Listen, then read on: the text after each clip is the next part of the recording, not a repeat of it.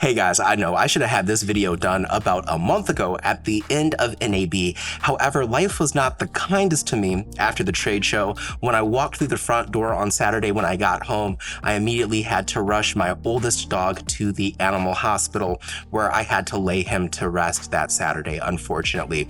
And then that following Wednesday, I had to lay my other dog to rest. So my oldest dog had been with me ever since I was 10 years old. I am now 27, and then the second dog had been with me ever since I was about a sophomore in high school. It was my late aunt's dog. So we lost a piece of her, a big portion of my life. That's a long time. So I took the mental health time that I needed to really get in the headspace to actually make this content. So here we are today. Sorry to trauma dump on y'all, but that's a little life update on why I've been gone. So let's talk about what you guys are all here for, which is all of the cool gear that I found interesting at NAB 2024. Now, this trade show was a little bit different. A lot of my peers agreed that this wasn't really anything groundbreaking this year, right? Only one camera company really had a major announcement, and I feel the rest of it was more so either formalities or showing off new camera accessories or lenses. So this year,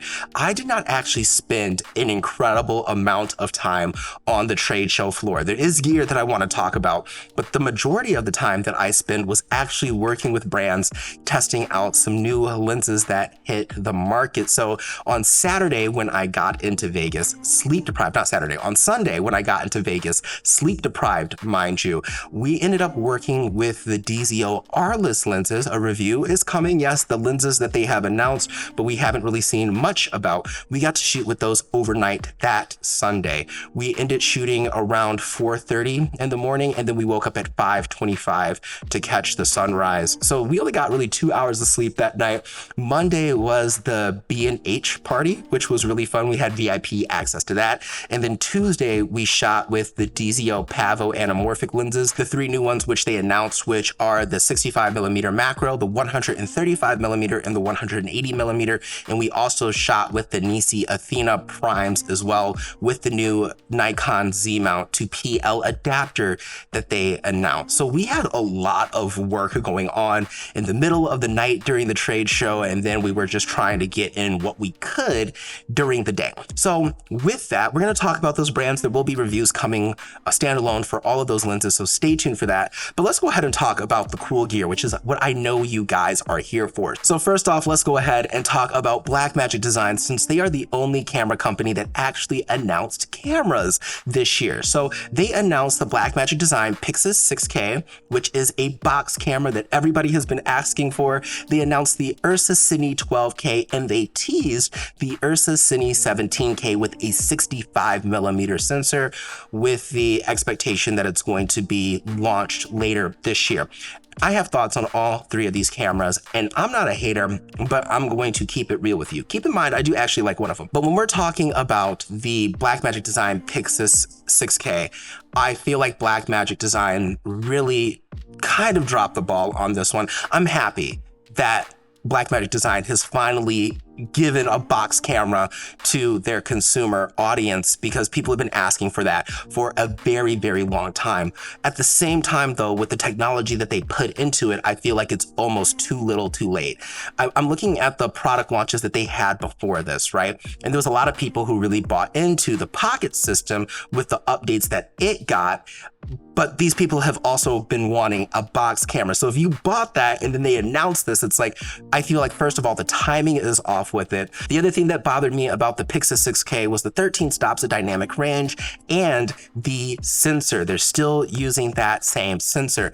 It would have been nice, at least with this camera, to get the new RGBW sensors that they have been working on. And I know if they can put it in a 12K format, there's nothing really stopping them from also putting it into a 6K format. And I think that would have really been a jump up and a refresh, and actually more of a meaningful impact into entry entering the box camera market instead of simply being like, here y'all go, right? I feel like that's what it was. It was a here y'all go. Now, don't get me wrong. I think the Blackmagic design Pyxis, though, is going to have a positive impact on the later portions of the line, such as the pocket line. I feel like inevitably the prices of those cameras will continue to drop, which will make entering the cinema camera market more accessible for people who possibly don't have the price point for the 6K Pyxis, or even currently don't have the price point for some of the cameras that are in the pocket line, even though Blackmagic design is all about bringing technology into that sphere on a lower consumer end level, right? With that being said, we have the Ursa Cine 12K. Now, this is the camera that I actually think probably matters the most out of all of these announcements. The Ursa Cine 12K is boasting 16 stops of dynamic range with the RGBW sensor, their new technology. And the thing about Blackmagic design, when they list a dynamic range specification, generally it's only 0.5 stops lower than what they actually listed consistently, which is again why the Pyxis 6K again didn't make sense to me, because you're probably going to get more around 12.5K. Now, when you look at the resolution, and I wish Blackmagic design would stop just listing them as like 12K or 17K, because I think people get really caught up in the resolution sometimes in that aspect, because I feel like the majority of people who are shooting with this 12K camera are going to be shooting it with downsampled 6K or downsampled 4K, and they're still going to get that color fidelity with that new sensor. And I think that was the whole purpose of this design. This does bring us into a conversation where we have to talk about being in the land of diminishing returns.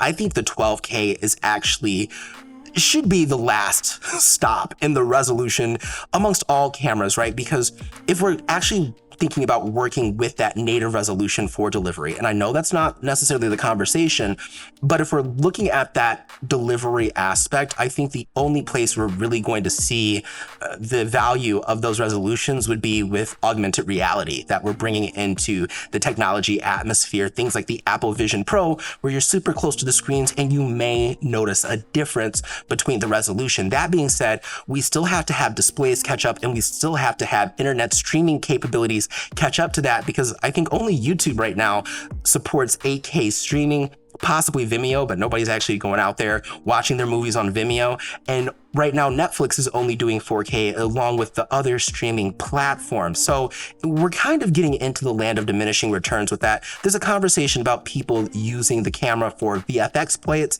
And then there's a lot of talk about, well, hey, it's more so about the flexibility in post to be able to crop in super, super good. I'm just thinking, if you guys are shooting with these cameras and you guys really need to crop in like that, you need to work on your skills as a DP. If you need 12K of flexibility in post to crop in, I'm not saying that you don't make mistakes, but you guys get the point. So I think the Ursa Cine 12K is positioned perfectly. Now let's go ahead and talk about the Ursa Cine 17K, because y'all, I got thoughts on this one. First of all, I think Blackmagic design should have called it the Ursa Cine 65, because a lot of people are going to get caught up in that 17K resolution. Again, we're in the land of diminishing returns, but there's only one real possibility that I think this camera is really geared for. That's what they kind of teased it for, which is IMAX production. But unlike a lot of the conversation going around, I don't think this is an indie IMAX camera, even though it'll probably be at a lower price point.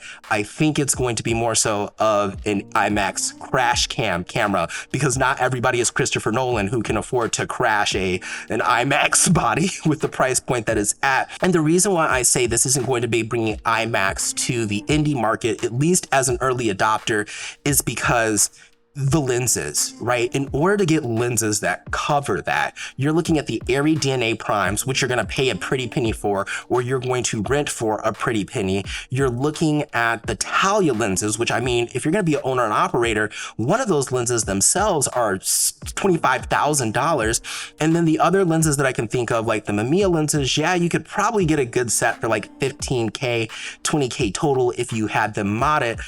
But still, there's not a lot of have lens coverage here. If you can afford to rent the lenses that cover IMAX coverage or 65mm coverage, right, you're not going to be shooting with the Ursa Cine 17K. Now, the caveat to this is if other camera manufacturers, right, like Sony and all the other competition release a 65mm sensor as well, geared towards IMAX production, then I think you may have lens manufacturers on the lower end market follow suit and produce glass that can cover that range. But outside of that, it doesn't really make sense for me to think about this as an indie IMAX camera. The last roadblock that we have to talk about with respect to this being for the indie market is going to be the computer processing power it's going to take to handle the 17K footage. We are getting into some really high pixel counts here. My team and I actually tested out the Ursa 12K footage that's available on the website in a 17K timeline on a maxed out M2 system, and it sputtered, it quit, and it crashed. This leads me to saying that if you're actually going to be using this at native resolution or trying to do anything to the extent of high max processing, you're going to need a dual 4090, 5090 setup to get the amount of VRAM to actually push these pixels. There's a conversation to have about using it for VFX, but again, they've been getting away with 8K, 12K this long. I'm not really, I get it, but I just think time will tell with this camera, and I hope it doesn't get the same fate as the Ursa 12K, to say the least. But those are my thoughts on the cameras. I think the Ursa Cine 12K is in a good position if they don't do the same thing with the marketing. And please rename the Ursa Cine 17K. The last thing that Blackmagic Design announced that I thought was interesting was a new color grading panel for DaVinci Resolve. Now, my peers and I were hoping for more of a mid-level panel to fill the gap between their highest level panel, but we did not get that. That being said, I still think this panel was really cool. They showed it off using it in conjunction with an iPad at NAB. And what I think is really going to be the benefit of this panel is going to be allowing people who haven't quite gotten into using interfaces for color grading to have a nice entry point with a good price to performance ratio as a starting point, right? Where people were looking at their older panel like, I'm not quite feeling it. I think we have a better option now. And that's going to allow them to get into using an interface for their color grading. So overall, Blackmagic Design, I think, had two really good releases. One of them, I think, is still time will tell with that, and the Pyxis 6K, I wish they would have done a little bit more. With that being said, let's move on to our next company, which is Atomos. And the coolest thing I think they announced this year was the Atomos phone. So the Atomos phone is a device that's designed to turn your smartphone into an Atomos recorder. You have the Atomos phone device itself, and then you'll have to purchase a case separately. Now, these cases are going to evolve over time, the same way smartphones evolve over time, which is why you have to purchase the case separately.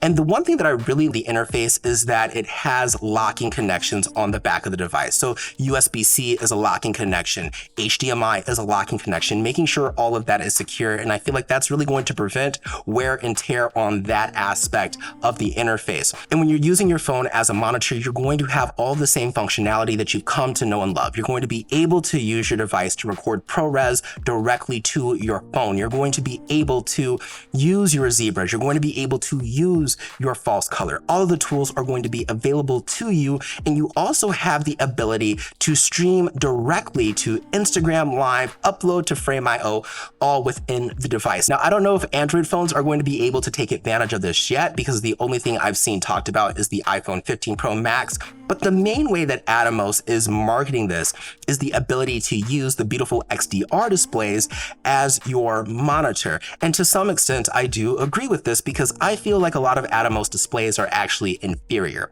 They aren't really even full 10-bit panels on most of the product line. So most Atomos panels are 8-bit panels, and then they use 2 bits of FRC, which is frequency response changing. So it's not quite a full 10-bit panel. Plus, the brightness on the iPhone is going to be much brighter than most Atomos displays. That being said, this leads me to a price point that doesn't quite make sense to me. Like I said, I'm gonna keep it real with you guys. You're gonna end up paying $399 for the device itself, and then you're gonna pay $59 for the case listed on B&H currently right now for the 15 Pro Max. And you're going to have to keep buying these cases over time. The only reason why I feel like somebody would probably go for this is if you're that interested in streaming directly to Instagram Live or to TikTok Live.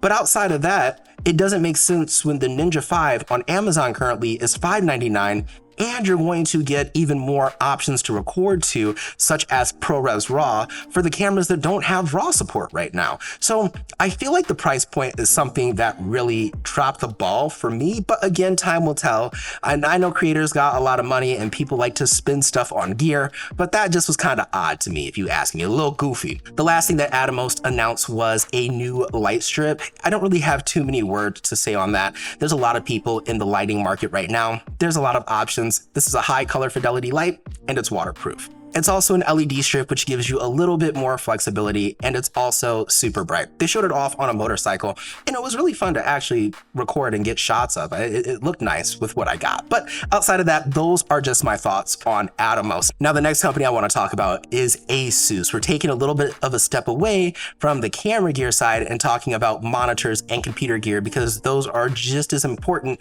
as the cameras that we shoot with. We want to make sure we have good performance in editing. We want to make sure we have nice color accurate displays. Now, I have always been a fan of ASUS's ProArt line when it comes to their computer hardware.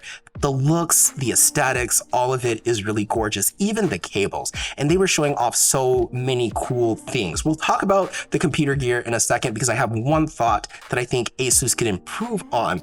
But the two things that I was really excited about that they announced at NAB was an 8K HDR monitor that was mini LED and a 4K QD OLED monitor. Now, the one I'm most excited about is the 4K QD OLED monitor. Now, the reason why I'm excited about the QD OLED monitor is because this monitor hits a sustained nit value of 1000 nits. Now, I believe OLED technology is the future. The displays are simply gorgeous, and the contrast ratios, possibilities that you do have, those are infinite, right? Now, this monitor is boosting a 1,000,000 to 1 contrast ratio. Here's the issue. With OLED displays, historically, they have a problem with achieving high nit values, which is why you see most professional mastering displays in mini LED format, because they can get a lot brighter, which is great for HDR mastering. And HDR is the future of how we will be viewing content. So for this monitor to hit 1000 sustained nits gives you access to HDR, hopefully at an affordable price. They haven't announced a price for it yet, but that's that. Now, I have put the names of them in the description or maybe somewhere on the screen because they're just a bunch of letters and numbers and I ain't memorizing all that, right? Now let's go ahead and talk about their 8K HDR monitor. Now, this one has a sustained value of 1700 nits, and man, this was a gorgeous display. Now, the blacks aren't quite as deep as the OLED, right? Because if you use an OLED, you're just going to be able to tell, but they are dark. They're blackety black, right? So that is a plus with that. And overall, like I said, this monitor was just gorgeous. I've always wanted to get into 8K displays as like one of the main ones, since I do use my LG OLED as my mastering display currently for HDR content. And that display was just gorgeous. Also, I forgot to mention that the LG OLED was 240 Hertz, which is amazing for a refresh rate. The thing that I think ASUS can improve on though, right, is their computer hardware. And the main thing that I'm talking about is their ProArt branded graphics cards. We got to get out of the 4070 series. We got to get out of the 70 series of graphics cards, period. We're barely making it by as creators with the RTX 4080 and 3080, right?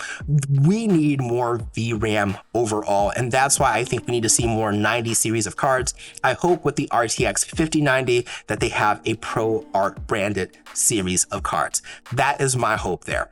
But that's really all I have to say about the ASUS side of things. Again, their computer hardware is beautiful, but we need that increase in performance. Now let's talk about some of the lenses. And the company I want to talk about first is going to be DZOFILM. Now they announced 2 new sets of lenses. One's an addition and one's actually a brand new set. The new set that they announced are the DZO Arles Lenses. Now we got an opportunity to use these overnight during one of the days on the trade show, and they're amazing. I can't show you any of the footage. They're currently under embargo, but check back June 6th and you'll get to hear all about them in our review with respect to our experience that we had on that one night. Now, the second set of lenses they announced are 3 new lenses to the Pavo Anamorphic line: the 65mm macro, the 135mm, and the 180mm 2x anamorphic lenses. Now, these are 35mm lenses, and we shot with the Nikon Z8 in crop mode, the 5K crop mode that comes with it.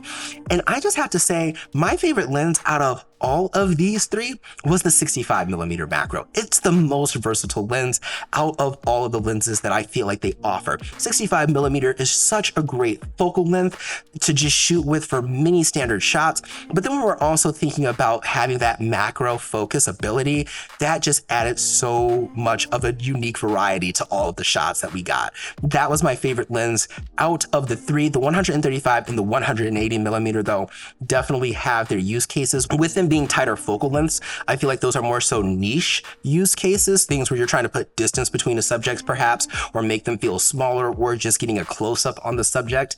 But you have that 65mm to do that as well. So again, these are great additions. I can't wait to talk more about the Arles lenses, so hit that subscribe button if you haven't and stay tuned for that. Now, the next company I want to talk about is Nisi. We had the opportunity to shoot with the Nisi Athena primes and the new Z to PL adapter that they have for Nikon cameras.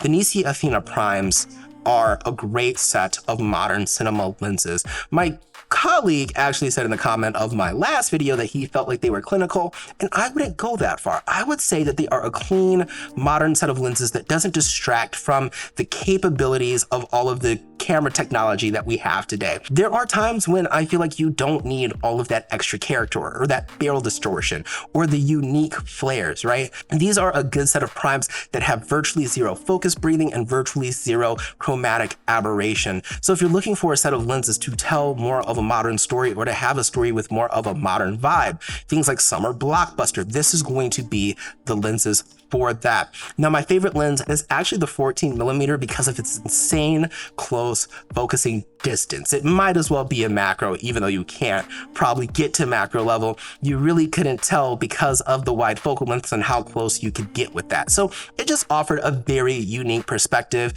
All in all, I didn't have really any issue where I felt like I was competing against the lenses. They were very fun to work with. Last but not least, we got to talk about our good friends over at Nitze, because for the entirety of our time in Las Vegas, we were rocking their unreleased cage for the Nikon Z8 and their unreleased cage for the Atomos Ninja 5.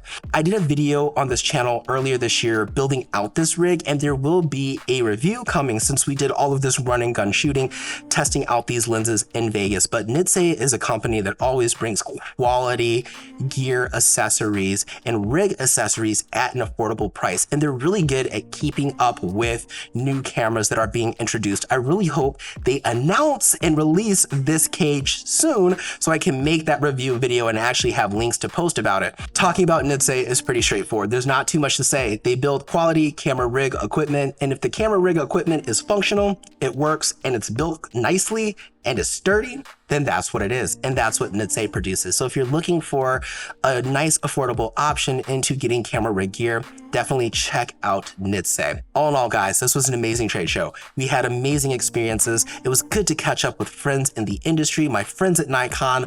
All of that was so much fun. That being said, I have one piece of advice for you guys. If you ever go to an NAB, check out the smaller companies, the mom and pop companies that have bought a booth to be at the trade show, because there's so many hidden gems that you wouldn't necessarily see when you're at the trade show if you're just going to the big names. Definitely walk around, get a vibe for that, and see all the interesting accessories out there and support small businesses. I hope you guys liked this video. If you did, be sure to give me a big thumbs up, hit that subscribe button, turn on those post notifications if you have not. Follow me on social media, the links are in the description down below, and leave me a comment letting me know, what did you like from NAB if you attended or you saw a press release about it? What are you the most excited for? My beautiful people, if you are ever feeling uninspired, uncreative, or just want to give up on life, remember, every day airplanes take off against the wind. Keep climbing, stay inspired, guys. And as always, stay fabulous. I'm Sydney. I'll see you beautiful people next time. Peace out.